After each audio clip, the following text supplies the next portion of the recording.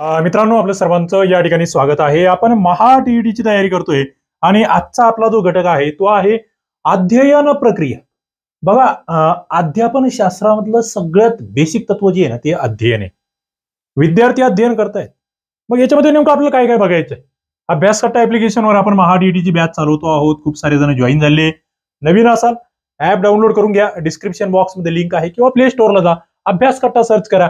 त्या ठिकाणी तुम्हाला पेपर 1 आणि पेपर 2 ची संपूर्ण तयारी, त्या ठिकाणचं स्टडी मटेरियल आहे. सब्जेक्ट वाईज टेस्ट पेपर तुम्हाला आपण देतोय. लाईव्ह प्लस रेकॉर्डेड सेशन घेतो आहे. चला, अभ्यासकट्टा ऍप्लिकेशनवर सुरुवात करूया. अध्ययन प्रक्रिया आपल्याला समजून घ्यायची. हा घटक आहे ना, इंटरेस्टिंग याच्यासाठी आहे कारण की आपल्याला म्हणजे प्रत्येक शिक्षकालाही माहीतच असावं की अध्ययन प्रक्रिया नेमकी कशी घडते. अध्ययन प्रक्रिया म्हणायचं कशाला? अध्ययन म्हणजे शिकणे. सोपं आपण याच्या आधी बघितलेलं आहे. शिकण्याला आम्ही अध्ययन म्हणतो. मग याचं स्वरूप काय आहे, वैशिष्ट्य काय आहे, याच्यावर परिणाम करणारे घटक कोणते, प्रश्न येऊन गेलेले. टी.ई.टी. ला या ठिकाणी यावर प्रश्न आलेले. आणि अध्ययन संक्रमण बघा बरं, हा मुद्दा आपण पीवायक्यू तुम्ही जर बघितले असतील ना, ते लेक्चर बघा. सगळे पीवायक्यू चे लेक्चर तुम्हाला मी बॅच मध्ये सगळे टाकलेले. काही टाकतोय, काही अपलोड करतोय रेकॉर्ड करून, काही लाईव्ह. आता अध्ययन करत असताना प्रयत्न प्रमाद अध्ययन उपपत्ती आणि मर्मदृष्टी मूलक अध्ययन उपपत्ती, ही प्रयत्न प्रमाद तर तुम्हालाही माहिती. चुका आणि शिका, मग ती कोणाची आहे, काय आहे नेमकं, ते काय सगळं व्यवस्थित बघायचं आपल्या या आजच्या सेशन मध्ये. बघा, शेवटपर्यंत लेक्चर बघत चला. तुमचा स्कोर कसा येत नाही ते मी बघतो. आलाच पाहिजे स्कोर. अध्ययन प्रक्रिया विद्यार्थ्यांसाठी फार महत्वाची आहे. पण विद्यार्थ्यांचं अध्ययन चांगलं व्हावं हे शिक्षकांचं टार्गेट असतं, म्हणून शिक्षकांसाठी सुद्धा तेवढीच महत्वाची आहे.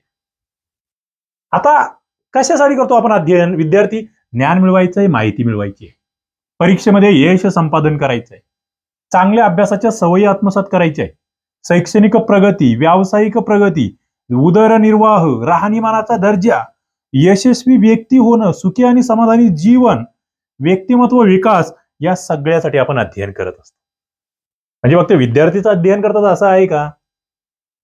आपण जीवनामध्ये इतर व्यक्तींकडून जे काही शिकतो का, ते सगळं अध्ययन आहे. म्हणजे तुम्ही सुखी आणि समाधानी बनायचंय, तुम्ही काहीतरी योगाचे क्लास लावतायत, अध्ययनच आहे तुमचं.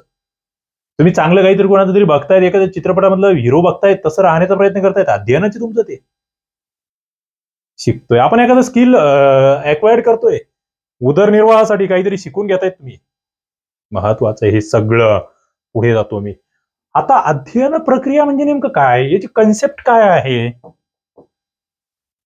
सगळ्यात महत्वाचा मुद्दा, आपण जन्मापासून शिकतच असतो, शेवटपर्यंत, मृत्यूपर्यंत दररोज आपण शिकत असतो. अध्ययन ही एक नैसर्गिक आणि निरंतर चालणारी प्रक्रिया आहे. या नॅचरल आहे. तुम्ही जरी म्हटलं ना मला नाही शिकायचं, तरी तुम्ही शिकत राहणार. त्याला नैसर्गिक म्हणतात. निरंतर म्हणजे कधी न थांबणारी, प्रत्येक क्षणोक्षणी आपण काहीतरी शिकतोय, ते आपल्याला न कळत सुद्धा आपण शिकतोय. अध्ययनासाठी ज्ञानेंद्रियाची सक्रियता, पण इथे ज्ञानेंद्रिय तुमची सक्रिय असली पाहिजे बरं. माणूस प्रगत याच्यातूनच होत गेला. आणि मग अध्ययनाच्या विविध व्याख्या या ठिकाणी मानसशास्त्रज्ञांनी मांडल्या. नॉर्मन यल मन काय म्हणतोय बघा, मनाची व्याख्या आहे.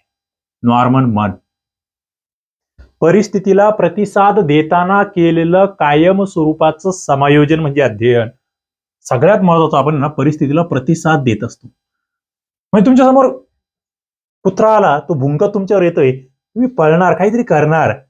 परिस्थिती तयार झाली, त्याला तुम्ही काय केलंय, प्रतिसाद दिलेला आहे. आणि मग तिथे तुम्ही काहीतरी समायोजन करतायत, पळतायत किंवा थांबून घेतायत किंवा काहीतरी करतायत, ते समायोजन करतोय आपण.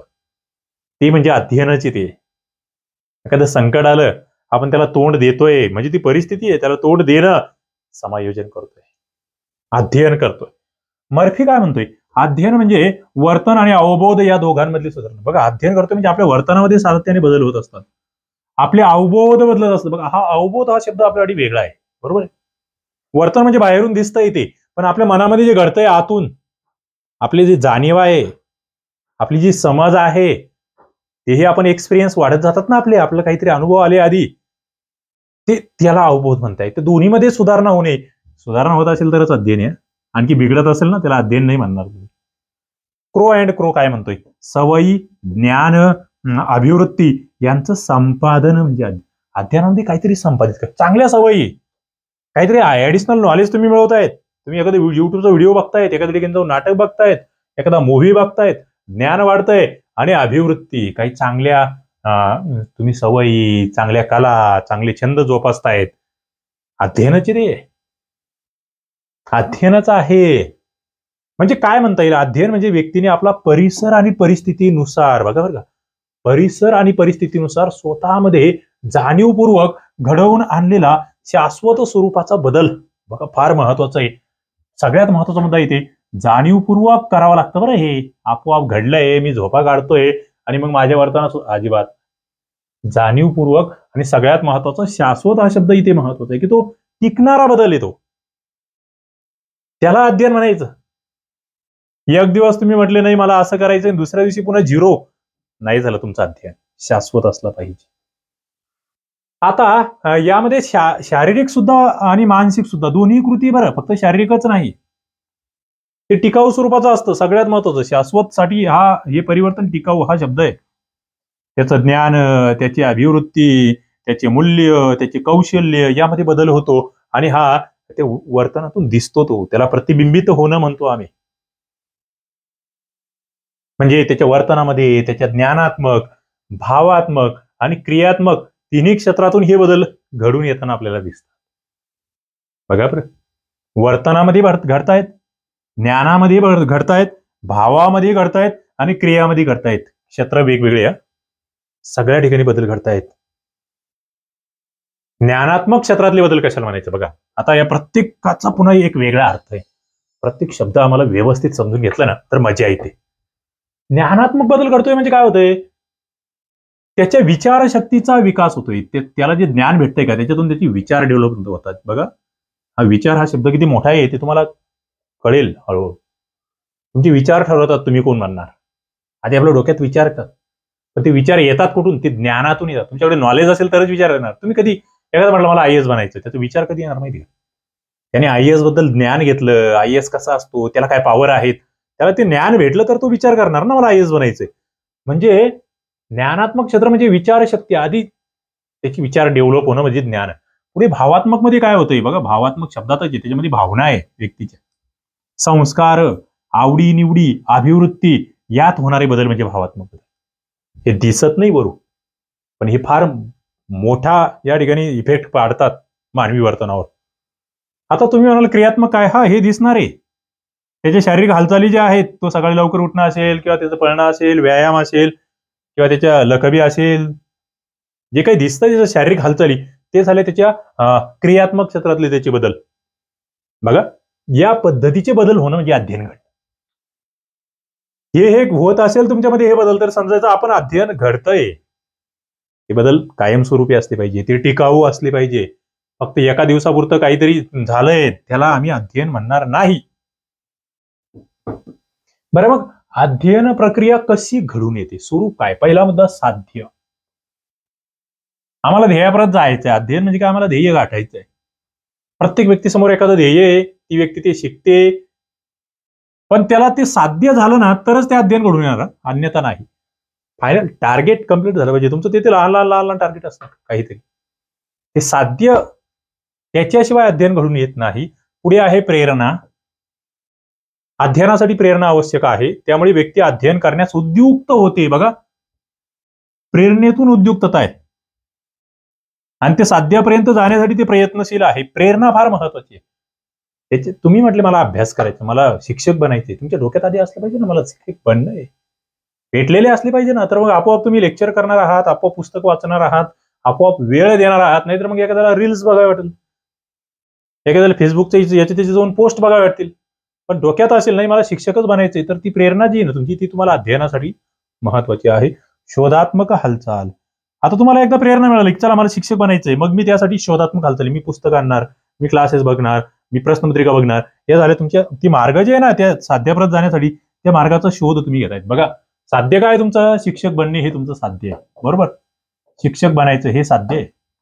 प्रेरणा काय आहे, चला मला चांगलं शिकवायला भेटणार आहे, मला पगार भेटणार आहे, मला त्या ठिकाणी प्रतिष्ठा भेटणार आहे, हे तुमचे काय साध्य आहे. त्यासाठी मग तुम्ही मार्ग मिळवतायत, पुस्तक घेतायत, क्लास लावतायत, मागील प्रश्नपत्रिका सोडवतायत.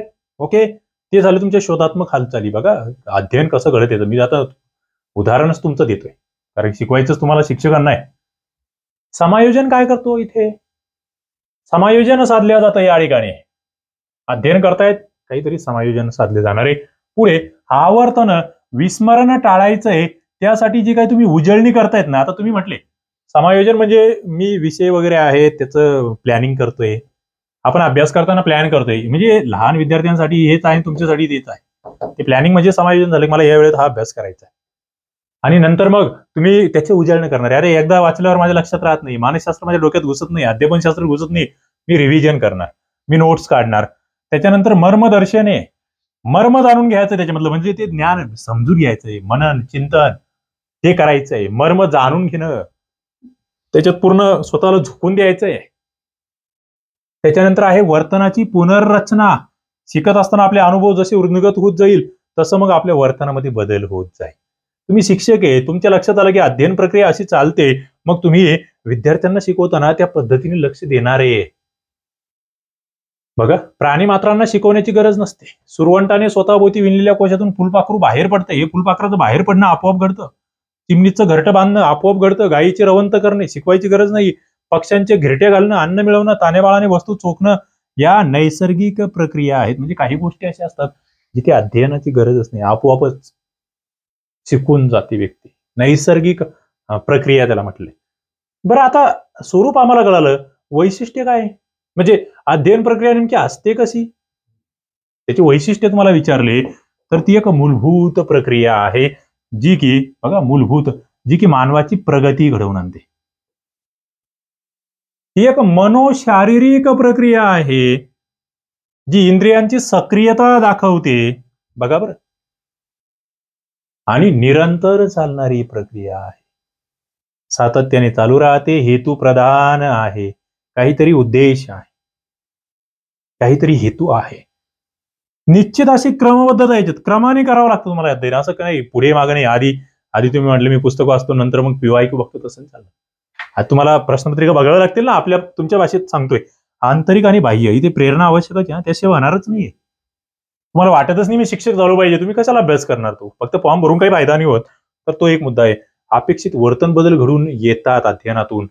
समायोजन क्षमता वाढीला लागते, सराव सातत्य यामुळे अभ्यास वाढतो, त्याचं दृढीकरण होतं.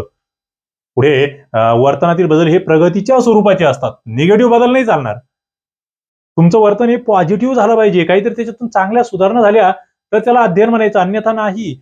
नवीन गोष्टी संपादित होणार आहे. अध्ययन म्हटलं ना, नवीन गोष्टींचं संपादन आहे.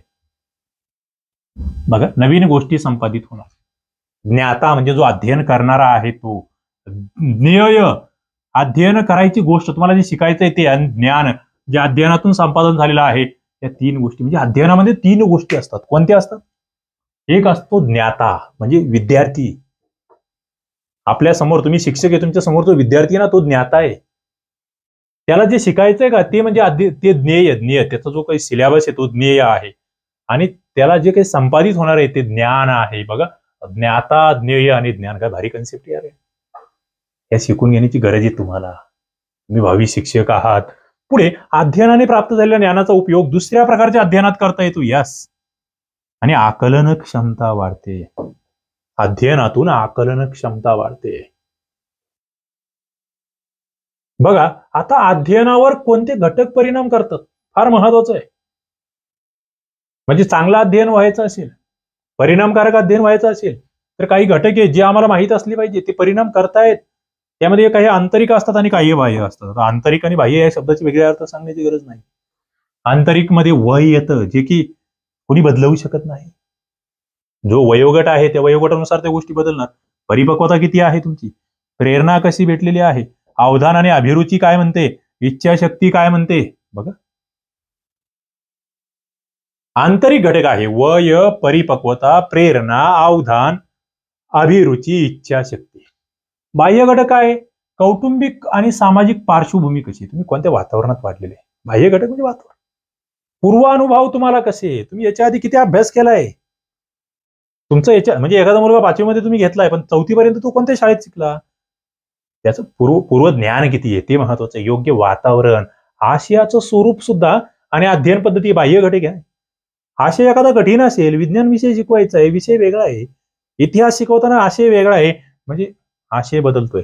अध्ययनाची पद्धती वेगवेगळ्या आहे. तुम्ही कोणत्या पद्धतीने अध्ययन करतायत त्यावर सुद्धा तुमचं अध्ययन परिणामकारक घडणार की नाही ते कळत असतं. बघा, आंतरिक घटकामध्ये वय हा घटक काय इफेक्ट करतो. जसं वय वाढत जाईल ना तशी अध्ययन क्षमता वाढत जाते. पण एकदमच म्हातारे झाल्यावर नाही. लहान मुलांच्या बाबतीत म्हणतोय आपण, जेवढं वाढत जाल 5 वर्षापेक्षा 10 वर्ष, 10 पेक्षा 15 वर्ष अध्ययन क्षमता वाढणार आहे. परिपक्वता जर शारीरिक आणि मानसिक परिपक्व असाल तर त्याचा फायदा जास्त होतो.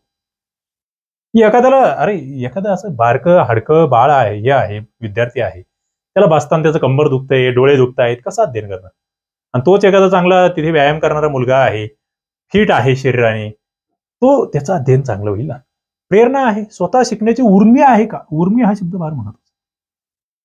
म्हणजे इथे आंतरिक आणि बाह्य दोन्ही प्रेरणा त्याच्यामध्ये असेल ना तर मग त्याचं अध्ययन जास्त जोरात होणार आहे.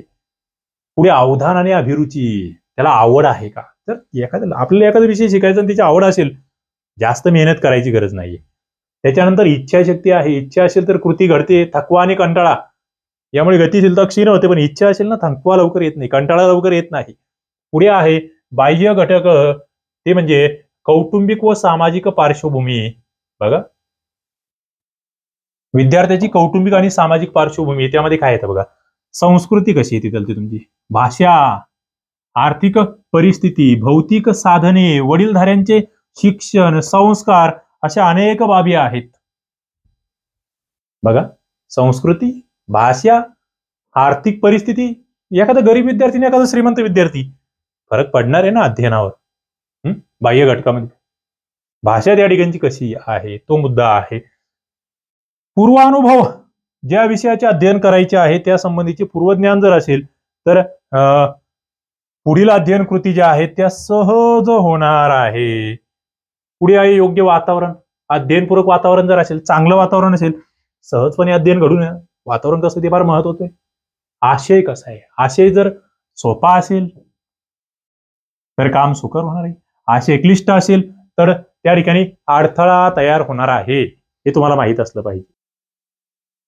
अध्ययन पद्धती काय आहे, कोणत्या पद्धतीचं अध्ययन होतंय, त्याचा गती आणि प्रभुत्व मिळवण्यावर परिणाम होणार आहे. म्हणजे प्रत्येक व्यक्तीची कृती आहे ना त्यामुळे काहीतरी येतोय, तसं अध्ययनामागे सुद्धा काहीतरी येतोय. येतो हा शब्द फार महत्वाचा.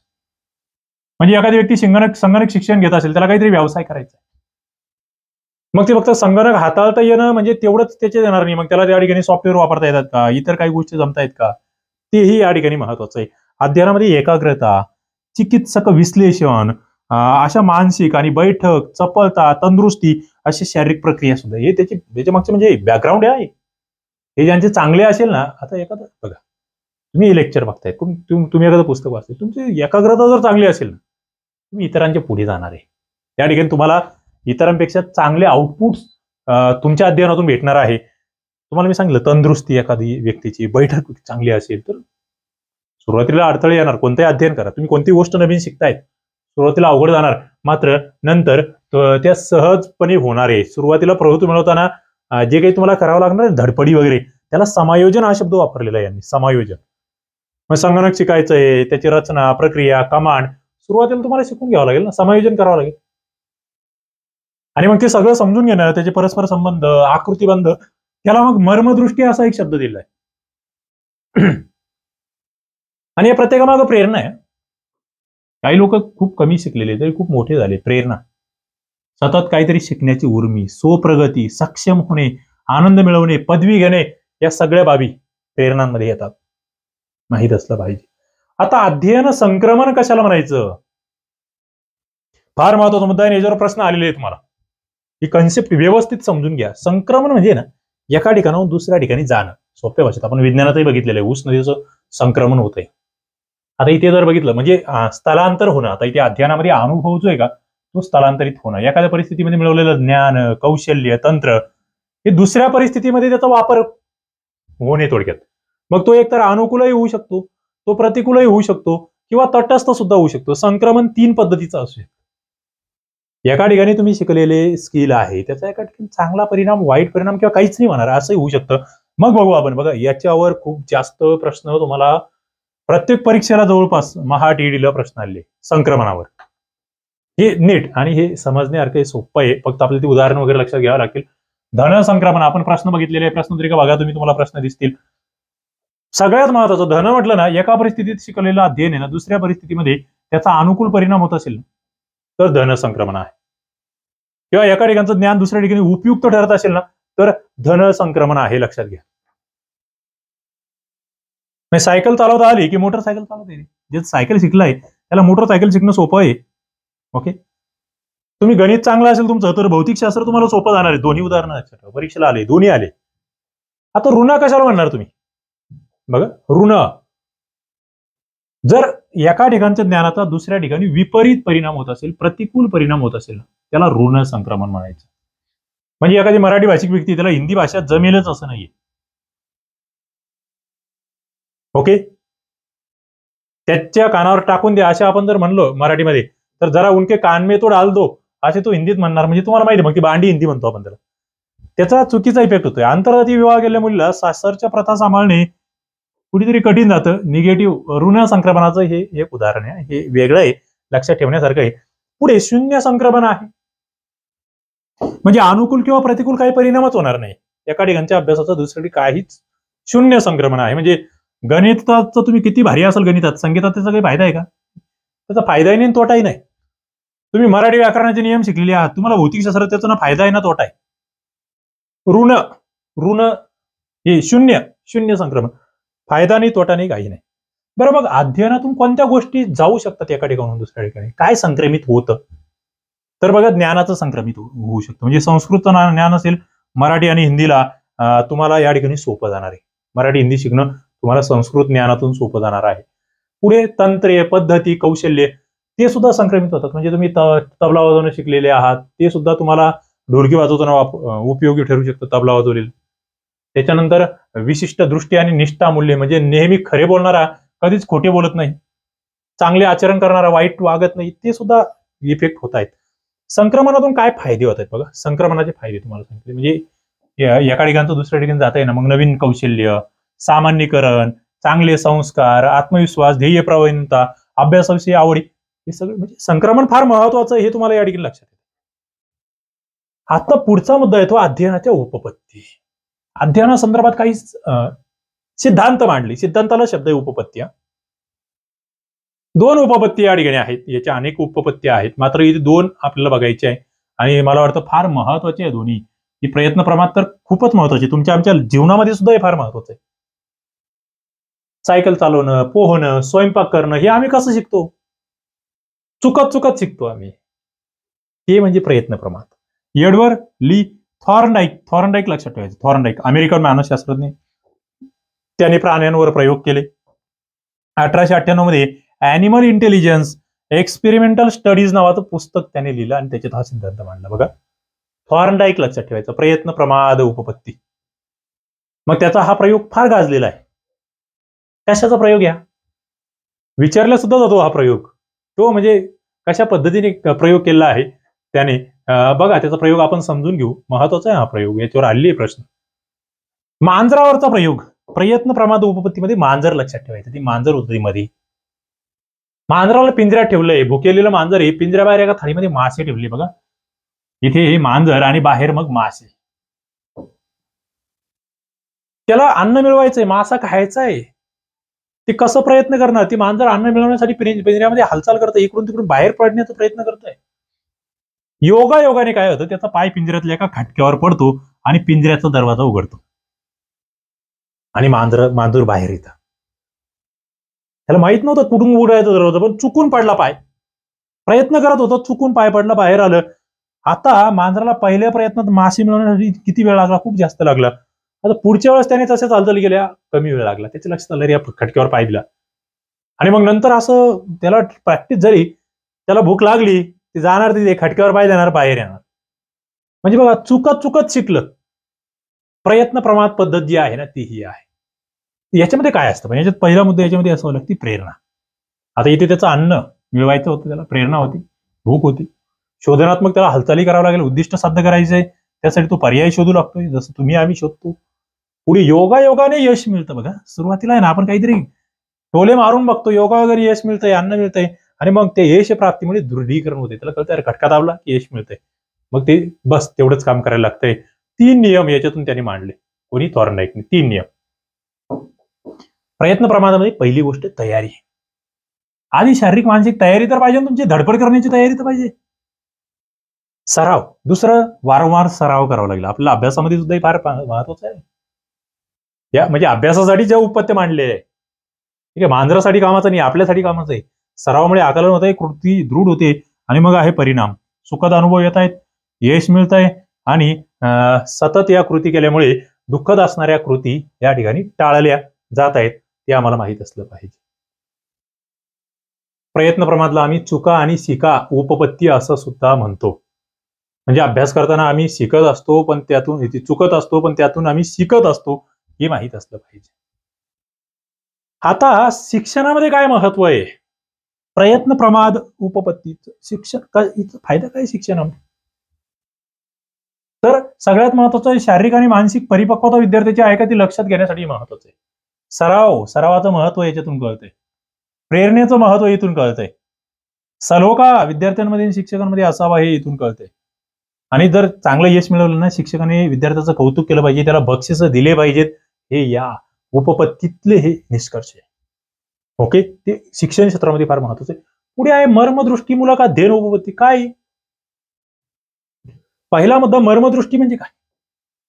एखादा प्रसंग, एखादी कृती आहे, त्याचं समग्र आकलन होणं म्हणजे मर्मदृष्टी. बघा, मर्म हा शब्दच फार महत्वाचा. संपूर्ण समजून घेणे, पूर्ण आकलन होणे, परिस्थिती किंवा घटना यातल्या सर्व घटकांमधले परस्पर संबंध समजून घेणं जे आहे ना, ती इथे. 20व्या शतक आपण बघितलं, आधी वर्तनवाद होतं, नंतर रचनावादाचा विचार या ठिकाणी वाढीला लागला. समष्टीवादाचा पुरस्कर्ता जो होता वर्धायमर आणि त्याचे सहकारी होते कोपका, कोहलर यांनी पृथक्करणात्मक अभ्यास न करता समग्र अभ्यास करायला या ठिकाणी महत्व दिलं. आणि मग तो जर्मन मानसशास्त्रज्ञ होता कोहलर. त्याने 1925 ला ही जी प्रयत्न प्रमाद उपपत्ती आहे त्याची एक पुढची स्टेप आणली, ती म्हणजे मर्मदृष्टी अध्ययन हा पर्याय. बघा, कोहलरचं या उपपत्ती, हे माकड आहे आणि या ठिकाणी हे केळी ठेवलेली आहे. कशा पद्धतीने ती केळी मिळवतंय हे तुम्हाला या ठिकाणी दिसणार आहे. आता खरं म्हणजे या माकडाचा आहे ना, आम्ही अनुभव घेतला. आम्ही त्याला गेलो होतो, रतनगडला गुहेमध्ये होतो, आणि मग त्या ठिकाणी आम्ही वरतीच जाणार फिरायला. एक मंदिर होतं त्या रत्नाबाईचं, तिथे त्या गेटच्या त्याला असं लोखंडी हे केलं होतं. आम्ही मध्ये आमच्या बॅगा ठेवल्या, आम्ही गेलो वर, म्हटलं चला, बाहेर माकड वगैरे होतेच, म्हटलं आपल्या बॅगा आता सुरक्षित आहे. वरून खाली आलो तर अर्ध बॅगेमधलं सामान गायब. त्यांनी वेगवेगळे काय टेक्निक वापरले, मध्ये हात घातले, कशाने काय करून आमचं बरंचसं सोनपापड्या हे ते जे होतं त्याच्यातलं बरंचसं पळवलं. मला ते आठवलं. आता काय प्रयोग केला, पिंजऱ्यामध्ये एकात एक बसतील अशा 2 काठ्या वेगवेगळ्या ठेवल्या, केळी पिंजऱ्या बाहेर ठेवली. बघा, माकड बसलेलं आहे. कोहलरचा त्या ठिकाणचा हा प्रयोग आहे. चिंपाजी आहे, त्याला भूक लागायची, 2 काठे ठेवल्यावर त्याने, पण ते काठे असे की एकात एक बसून ती लांब होऊ शकते काठी, अशी ती काठी. बघा, आता चिंपाजी जो आहे तो माकड, त्याला भूक लागली की तो एका काठीने केळी मिळवायचा प्रयत्न करायचा, कधी दुसऱ्या काठीने मग करायचा. पण अत्यंत त्याला भूक लागली की मग तो काय करायचा, त्या काठ्या आहे ना एकमेकांना जोडायचा, लांब काठी तयार करायचा. त्याला लक्षात आलं, आश्चर्य वाटलं, आणि मग त्या केळी त्याने खाल्ल्या, आणि मग असं वारंवार करायला लागला. तो त्याला कळायला लागलं दोन्ही काठ्या जोडावं लागेल तरच आपली केळी भेटणार आहे. मर्मदृष्टी त्याच्यामध्ये तयार झाली आहे. म्हणजे या ठिकाणी कोहलर काय म्हणतोय, आधी तर त्याला समस्या कळाली पाहिजे, त्याला मग मर्म त्याने जाणून घेतलं पाहिजे, ते 2 काठे जुळू शकतात, आणि मग त्याने त्याच्यातून उपाय तो शोधणार आहे. शिक्षण क्षेत्रामध्ये या उपपत्तीचं महत्व काय? मर्मदृष्टी उपपत्ती. पहिला मुद्दा, अध्ययनाची उद्दिष्ट ही सोपी आणि स्पष्ट असली पाहिजे, म्हणजे विद्यार्थ्यांना आकलनाला सोपं जाईल. अध्यापन जे आहे ना, ते पूर्णाकडून अंशाकडे असं अध्यापन शास्त्र त्या ठिकाणी वापरलं पाहिजे. त्याचं सूत्र म्हणजे पूर्ण आणि मग अंश. पुढे सहसंबंध शिक्षकांनी शोधले पाहिजे, फरक जाणून घेतले पाहिजे, सामान्यीकरण या ठिकाणी केलं पाहिजे, त्याच्यातून कौशल्य शिकवावेत. विद्यार्थ्यांपुढील जे अध्ययन विषय आहे हा त्यांच्या वयोगटानुसार असला पाहिजे, कारण समस्या निराकरण क्षमता जी आहे ती वयोमानाने आणि अनुभवातून वाढत जाते. बघा, वयोगटानुसार सिलेबस असावा, हा सोपा मुद्दा आपण याच्यात बघतोच वास्तवात. पुढे समस्या स्वतःच्या प्रयत्नांनी विद्यार्थ्यांनी सोडवली पाहिजे आणि त्यांना शिक्षकांनी सहाय्य केलं पाहिजे, हा एक या ठिकाणचा मुद्दा आहे. अशा पद्धतीने या 2 उपपत्त्या ज्या आहेत ते शिक्षण क्षेत्रामध्ये अत्यंत महत्वाच्या आहे असं आपल्याला म्हणावं लागतं. मित्रांनो, अभ्यासकट्टा ऍप्लिकेशनवर आपण महाटीईटीची संपूर्ण तयारी करून घेतोय. तुम्ही या ठिकाणी या बॅचला जॉईन होऊ शकतात. अत्यंत माफक शुल्कामध्ये तुम्हाला या ठिकाणी सगळं study material live plus recorded lecture सगळे 1500+ सेशन आहेत. काही लाईव्ह आहे, काही मला वाटतं महाराष्ट्रामध्ये कोणीच एवढं मटेरियल तुम्हाला दिलेलं नाहीये आणि एवढ्या कमी फीसमध्ये दिलेलं नाही. ओके, काहीतरी 500-600-700 रुपयापर्यंत फीस असणारे अभ्यासकट्टा ऍप्लिकेशन डाउनलोड करा आणि त्या ठिकाणी आजच जॉईन व्हा. 10 नोव्हेंबर तुमच्या समोर टार्गेट आहे आणि आपल्याला टार्गेट पर्यंत लवकर पोहोचायचं आहे. या ठिकाणी आपण थांबूया. धन्यवाद.